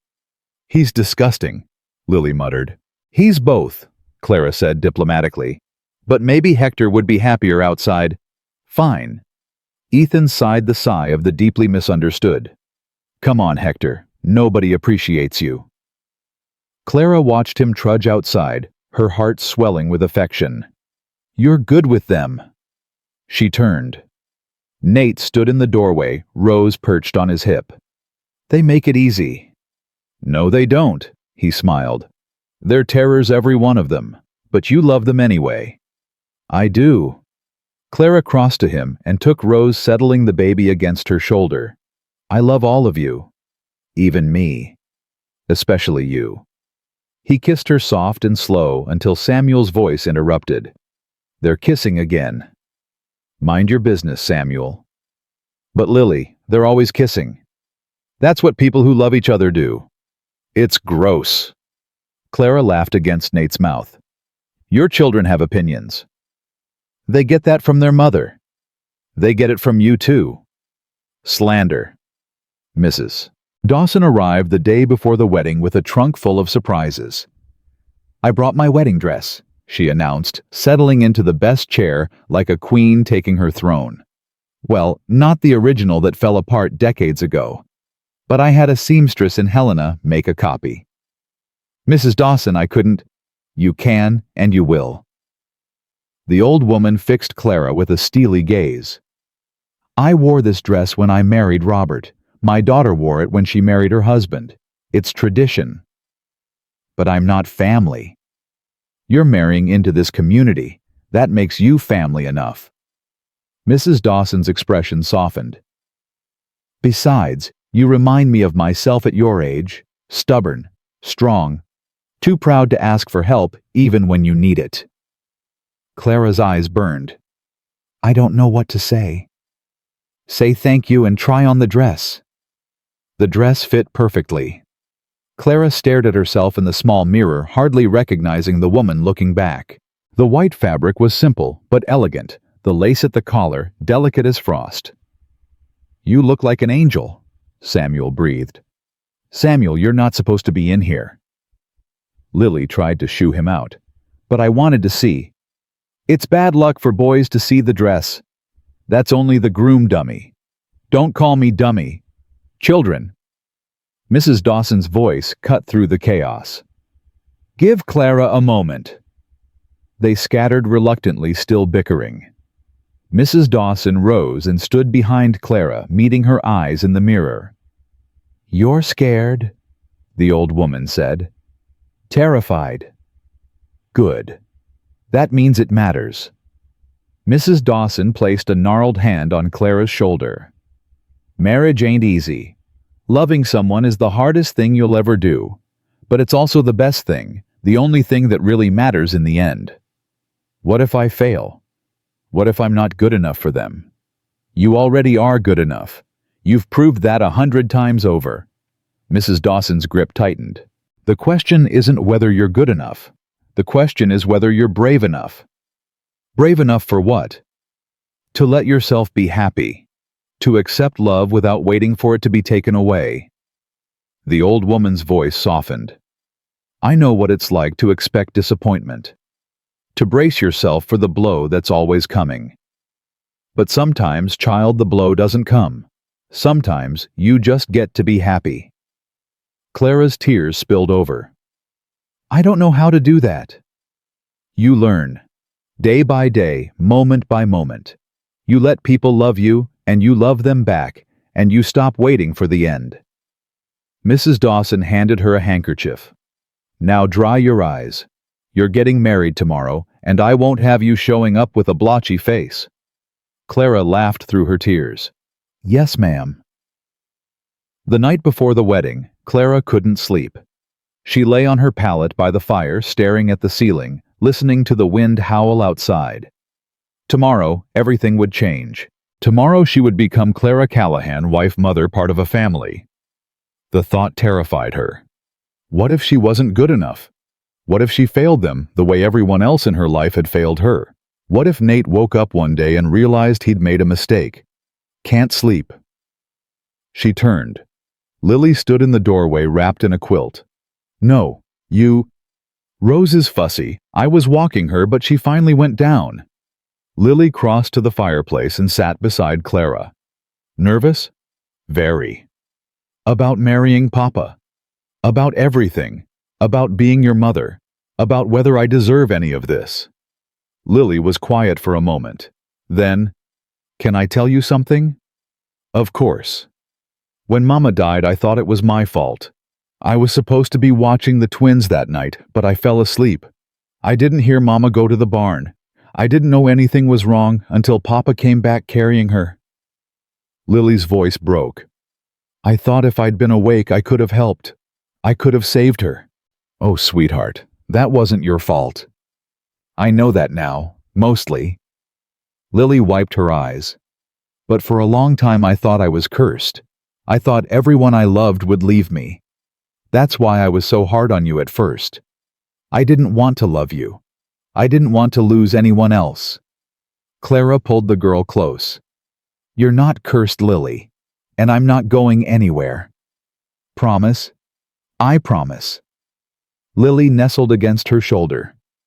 "I'm glad you fell into our barn." "Me too, sweetheart. Me too." They sat together in silence, watching the fire burn low. And when Lily finally drifted off to sleep, Clara carried her to her bed, tucking the quilts around her thin shoulders. "I'll take care of them," Clara whispered. "All of them. I swear it." She didn't sleep that night, but somehow she didn't mind. The wedding morning dawned cold and bright. Clara dressed in Mrs. Dawson's gown with shaking hands. Lily braided her hair weaving in dried flowers from the summer. The twins argued about who would carry the rings. Samuel insisted on wearing his Sunday best, which was 2 sizes too small and missing a button. "You look like a stuffed sausage," Ethan informed him. "You look like a stuffed sausage. Boys." Clara knelt between them, straightening their collars. "You both look very handsome. Now please, for the love of God, stop fighting for the next 3 hours." 3 hours. That's forever. It's one morning. You can do it. They exchanged doubtful looks, but fell silent. The ceremony was held at the small church in town. As Clara walked up the aisle, she saw faces she recognized: the blacksmith and his wife, the preacher's family, even Mrs. Patterson, who still couldn't quite meet her eyes. But there were also faces that smiled at her with genuine warmth. People who'd defended her. People who'd chosen her side. And at the end of the aisle, Nate waited. He wore his best suit, dark wool slightly worn at the elbows but clean and pressed. His hair was combed back, his jaw freshly shaved. When he saw her, his eyes went bright. "You're beautiful," he breathed. "You're not so bad yourself." The preacher cleared his throat. "Shall we begin?" The vows were simple. Clara's voice shook, but Nate's was steady. "I take you as my wife, to love and protect, to honor and cherish, through hardship and joy, through winter and spring, until death do us part. I take you as my husband." Clara's eyes blurred with tears. "To love and support, to comfort and challenge, to stand beside you in all things, through all seasons, for all my days. Do you have the rings?" Samuel stepped forward proudly, producing 2 simple gold bands from his pocket. "I didn't lose them," he announced to the congregation. "That's very good, Samuel. Lily said I would, but I didn't." "Samuel." Nate's voice held a warning. "Sorry. Here." They exchanged rings. The metal was warm from Samuel's pocket, and Clara felt it settle onto her finger like a promise made tangible. "By the power vested in me, I now pronounce you husband and wife." The preacher smiled. "You may kiss your bride." Nate cupped her face in his hands and kissed her, soft at first, then deeper, like a man who'd been starving and finally found food. The congregation cheered. Samuel made gagging noises. The twins started arguing about who caught the bouquet, even though Clara hadn't thrown it yet. When they finally pulled apart, Nate rested his forehead against hers. "Hello, Mrs. Callahan." "Hello, Mr. Callahan. Ready to go home?" Clara looked around the church at the smiling faces, the crying children, the old woman in the front pew who'd made all this possible. "Yes," she said. "I'm ready." The celebration at the ranch lasted until nightfall. Neighbors brought food and music. Children ran wild through the yard, shrieking with laughter. Mrs. Dawson held court in the best chair, telling stories about the old days that made even the stodgiest townspeople laugh. Clara moved through it all in a daze, accepting congratulations, answering questions, trying to believe this was really her life now. "Dance with me." Nate appeared at her elbow, his hand extended. "I don't know how to dance." "Neither do I. We'll figure it out together." He led her to the center of the yard where someone had strung lanterns between the posts. The music was simple: a fiddle, a guitar, someone keeping time on a washboard. but it was enough. Nate pulled her close, and they swayed together, not quite in time with the music, but perfectly in time with each other. "I can't believe this is real," Clara whispered. "Believe it. A month ago I was dying in a snowbank. Now I'm married with 5 children and people who actually like me. They more than like you. They respect you." Nate's arms tightened around her. "You earned that." "I didn't do anything. You survived. You stood up. You refused to be broken." He pulled back to look at her. "That's everything, Clara. That's more than most people ever manage. I had help. We all need help. Taking it doesn't make you weak." The music swelled. Other couples joined them. The blacksmith and his wife, the preacher and his elderly mother, even Samuel and Emma, who were mostly just spinning in circles and giggling. "They're happy," Clara said, watching the children. "They haven't been happy in a long time. Not really." Nate's voice was thick. "You gave them that. We gave them that. Together." The song ended. Samuel collapsed dramatically onto the ground. "I'm dying," he announced. "Dancing killed me." "You're not dying," Lily said, stepping over him. "Get up before you ruin your clothes." "Already ruined. There's mud on everything." "That's your own fault." Clara laughed, and the sound surprised her, full and free and unrestrained. This was her family now. These children, this man, this life. All of it hers. As the evening wore on, the guests began to drift away. Mrs. Dawson was the last to leave, pressing a kiss to Clara's cheek. "You did well, child. Sarah would be proud." You knew her. Everyone knew Sarah. She was the heart of this community. Mrs. Dawson's eyes softened. She'd be glad her children have a mother again, and she'd be glad Nate found someone who matches his stubbornness. "I'm not sure that's a compliment." "It is. Trust me." The old woman patted her hand. "Now, get some rest. Tomorrow the real work begins." She drove away into the darkness, leaving Clara and Nate alone on the porch. "The children are asleep," Nate said quietly. "All of them, even Lily." "That's a miracle." "It's exhaustion, but I'll take it." He slid an arm around her waist. "Come to bed, wife."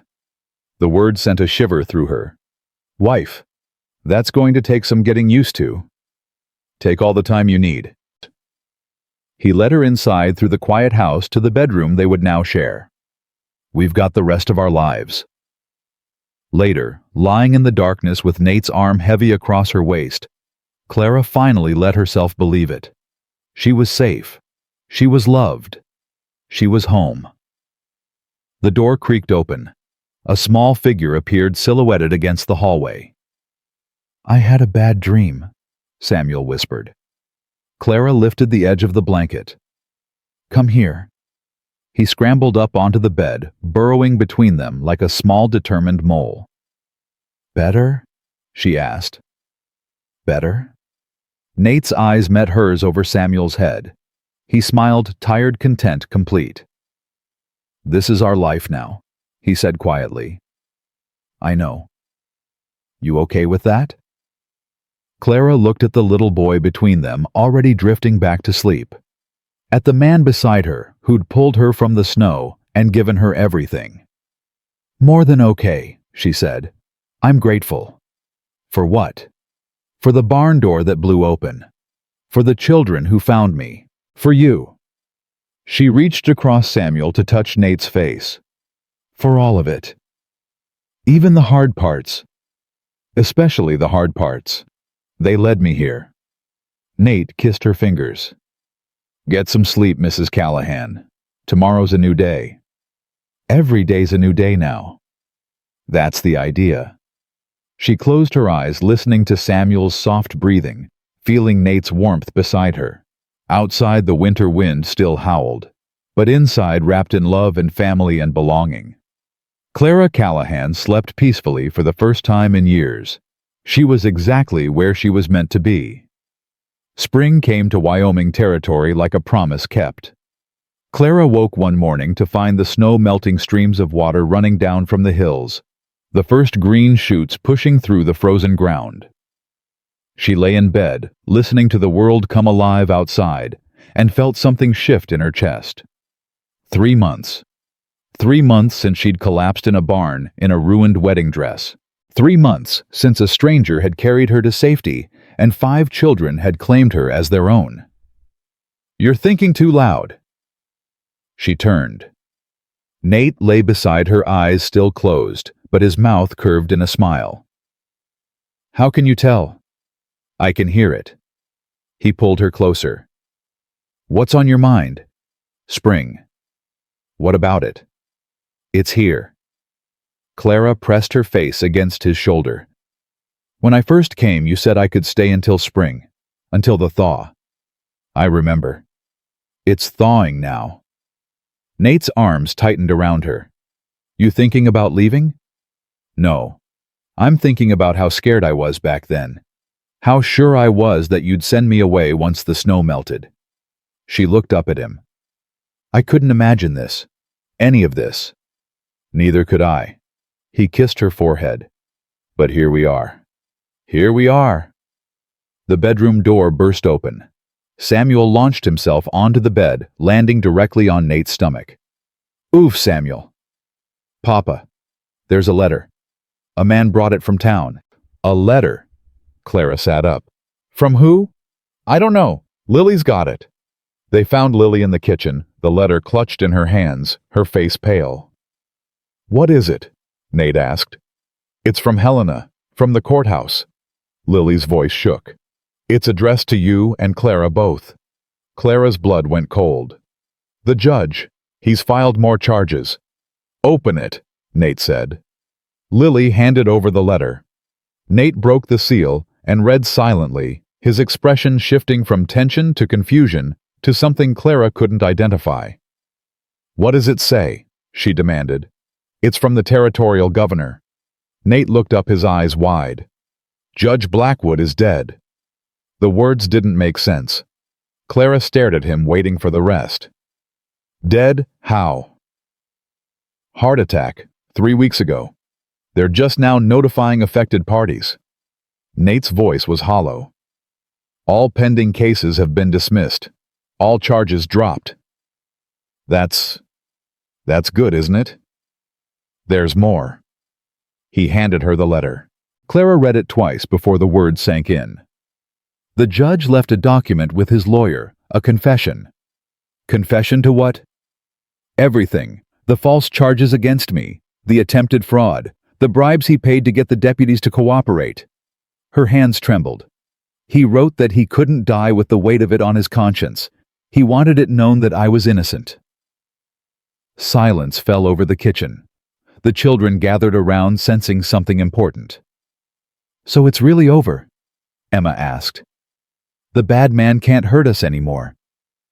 "He can't hurt anyone anymore," Nate said quietly. Ethan tugged Clara's sleeve. "Are you happy, Mama?" The word hit her like a physical blow. Mama. He'd called her Mama. Her voice broke. "Yes, sweetheart. I'm happy." "Then why are you crying?" "Because sometimes happy feels like crying." She gathered him close. "Because sometimes you get so full of feeling that it has to come out somewhere." Lily moved to her side. "He really confessed everything. Everything. Why would he do that?" Clara looked at the letter again, at the shaky handwriting of a dying man.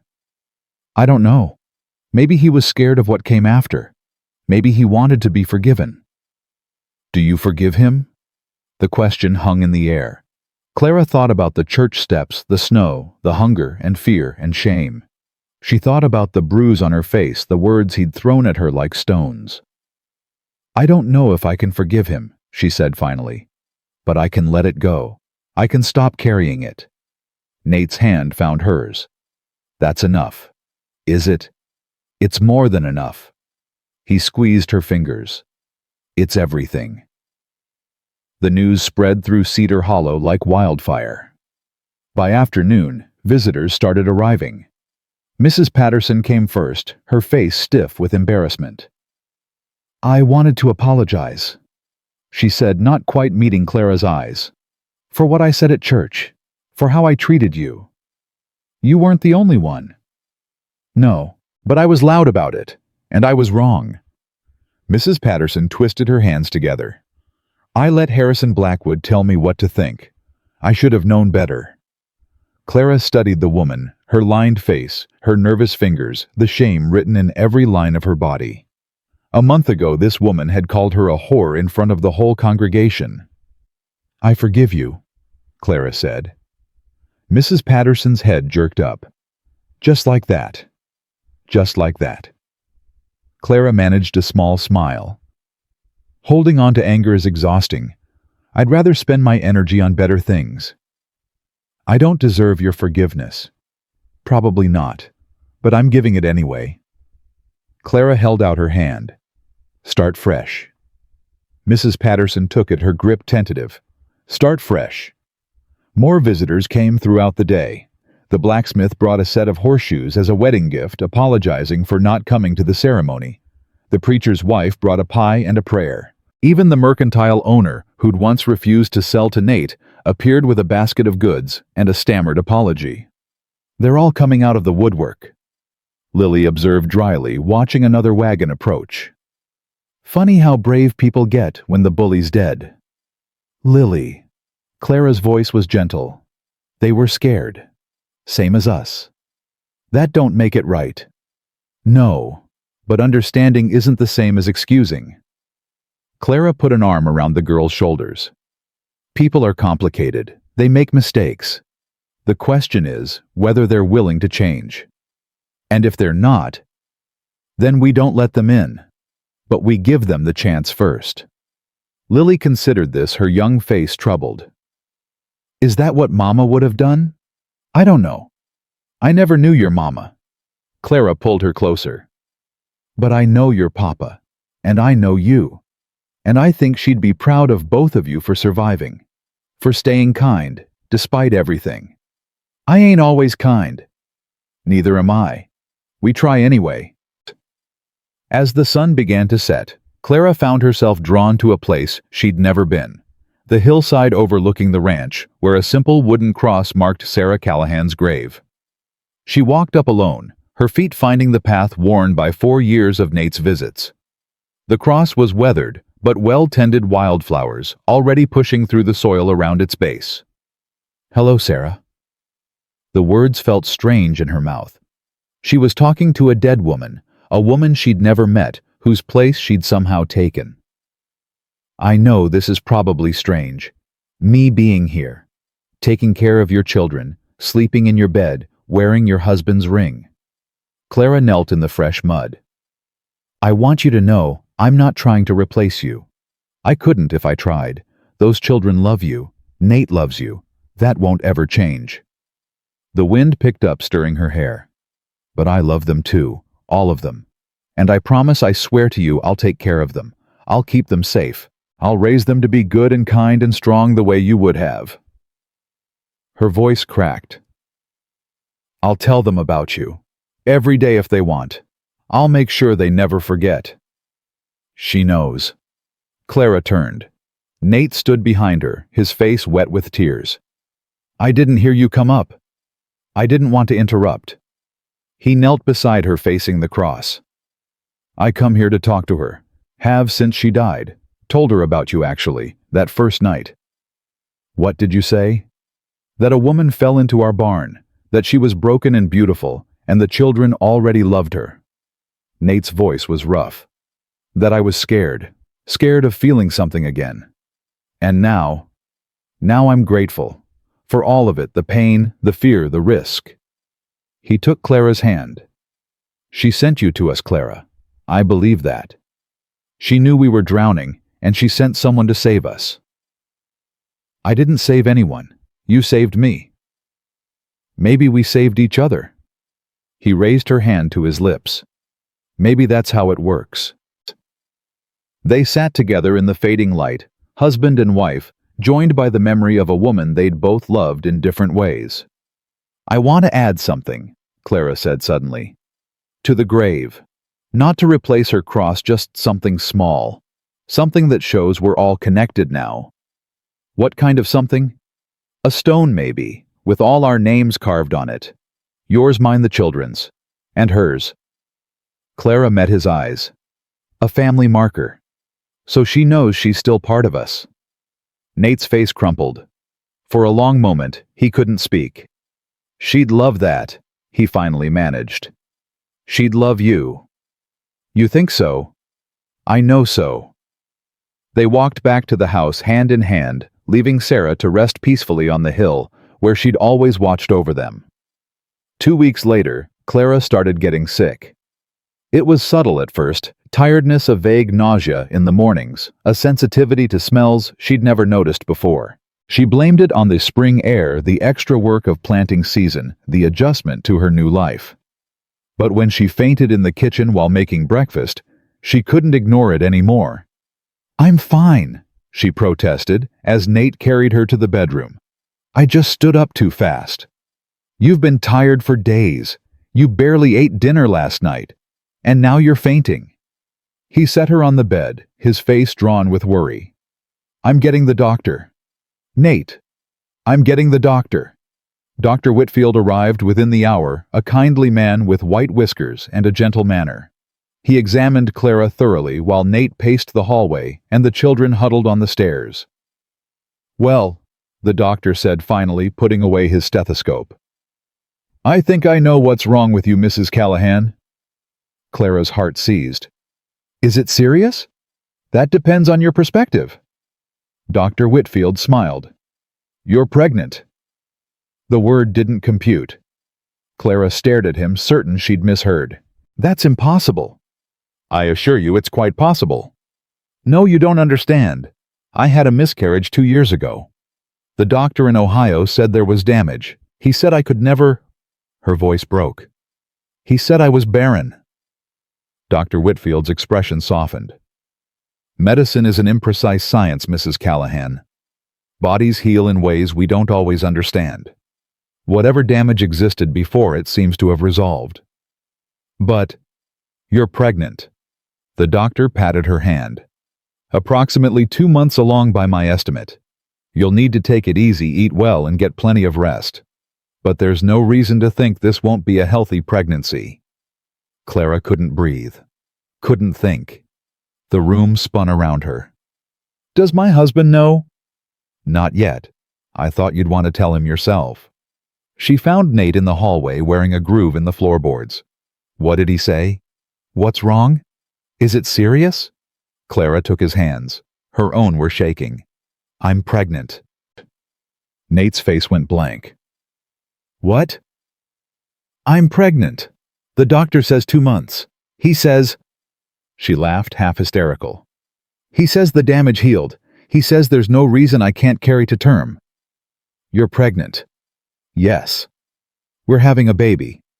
"Yes." Nate stared at her for one endless moment. Then he swept her into his arms and spun her around, laughing and crying at the same time. "A baby! Clara, we're having a baby. Put me down. The doctor said I need to rest." "You need to rest." "Yes, you need to." He set her down gently, his hands cupping her face. "Are you okay? Are you scared?" "Terrified." "Me too." He kissed her forehead. "We'll be terrified together." The children took the news with varying degrees of enthusiasm. "A baby!" Samuel's eyes went wide. "A real baby." "A real baby. Can I hold it?" "When it's born, yes." "Can I name it?" "We'll discuss that." Lily's reaction was more subdued. She sat quietly while the others celebrated, her face unreadable. "Lily!" Clara moved to her side. "Are you okay?" "I'm fine." "You don't seem fine." Lily was quiet for a long moment. Then, "Are you going to love it more than us?" Clara's heart broke. "What? The baby, your real baby." Lily's voice was small. "Are you going to love it more because it's actually yours?" Clara pulled the girl into her arms, holding her tight. Listen to me, Lillian Rose Callahan. You are my real children. All 5 of you. I chose you. I fought for you. I married your father because I couldn't imagine my life without any of you. But the baby will be my child too, just like you're my child. There isn't a limit on love, Lily. Having more doesn't mean loving less. Clara pulled back to look at her. You will always be my first daughter. Nothing changes that. Nothing ever will. Lily's composure finally cracked. She buried her face in Clara's shoulder and sobbed deep, wrenching cries that had been building for years. I miss Mama, she gasped. I miss her so much. I know, sweetheart, I know. I thought I wasn't allowed to miss her anymore, because you're here now. You can miss her forever. You should miss her forever. She was your mother. Clara stroked her hair. Loving me doesn't mean forgetting her. There's room in your heart for both of us. You promise. I promise. That night, after the children were asleep, Clara and Nate sat on the porch watching the stars emerge. I still can't believe it, Clara said softly. After everything the doctor said. After all those years of thinking I was broken. You were never broken. I felt broken.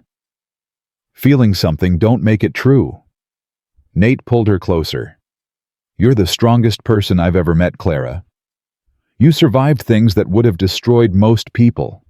You came out the other side still capable of love, of hope, of joy.